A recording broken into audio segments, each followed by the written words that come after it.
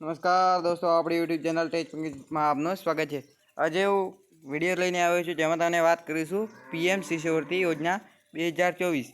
શિક્ષણ એ વ્યક્તિગત વિકાસનો પાયો છે, પરંતુ આર્થિક પડકારો ઘણા યુવાનો વિદ્યાર્થીઓને વધુ શૈક્ષણિક તકો મેળવવામાં અવરોધ લાવી શકે છે। આ અવરોધને ઓળખીને સરકારે પીએમ શિષ્યવૃત્તિ 2024 શરૂ કરી છે। આ હાલમાં કાર્યક્રમ ખાસ કરીને આર્થિક તંગીનો સામનો કરી રહેલ અને ઉચ્ચ શિક્ષણ માટેની આકાંક્ષા અશ્રદ્ધા બધા વિદ્યાર્થીઓને લક્ષ્ય બનાવે છે।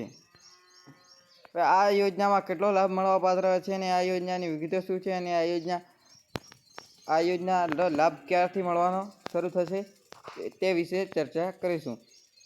પીએમ સ્કોલરશિપ યોજના 2024। પીએમ સ્કોલરશિપ યોજના 2024 હેઠળ પાત્ર વિદ્યાર્થીઓને શૈક્ષણિક ખર્ચનો બોજને ઘટાડવા માટે નાણાકીય સહાય મળે છે। આ સમર્થનને તેમને તેમના અભ્યાસને અવિરત ચાલુ રાખવા માટે સક્ષમ બનાવે છે અને તેની ખાતરી કરીને કે નાણાકીય અવરોધને તેમના શૈક્ષણિક કાર્યોને અવરોધને નહીં। આ નાણાકીય ચિંતાઓને દૂર કરી આ યોજના વિદ્યાર્થીઓને તેમના શિક્ષણ પર ધ્યાન કેન્દ્રિત કરવામાં બનાવે છે।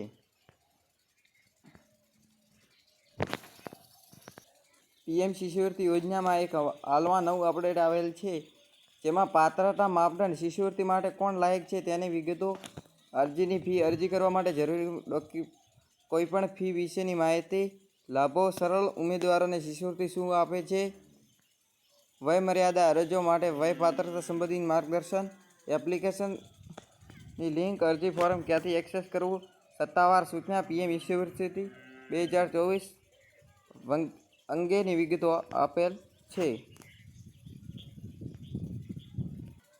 હવે આ યોજનાની પાત્રતા શું છે? નાગરિકતા: અરજદાર ભારતનો નાગરિક હોવો જોઈએ। શ્રેણી: અરજદાર ક્યાં તો ઓબીસી, ઈબીસી અથવા તો બીએનડી શ્રેણીનો હોવો જોઈએ। શૈક્ષણિક લાયકાત: અરજદારે શૈક્ષણિક વર્ષમાં 2022-23 દરમિયાન ધોરણ 8 કે ધોરણ 10 પાસ કરેલ હોવું જોઈએ। માતા પિતાની આવક: તમામ સ્ત્રોતમાંથી માતા પિતા અથવા વાલીની સંયુક્ત વાર્ષિક આવક 2.5 લાખથી વધુ ન હોવી જોઈએ।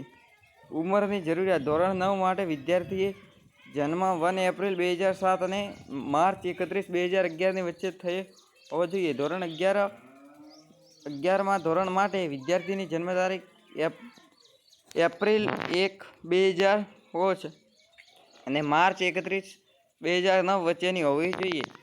જાતિ: છોકરીઓ કે છોકરીઓ બંને શિષ્યવૃત્તિ માટે અરજી શકે છે અને પાત્રતા મળી શકે છે।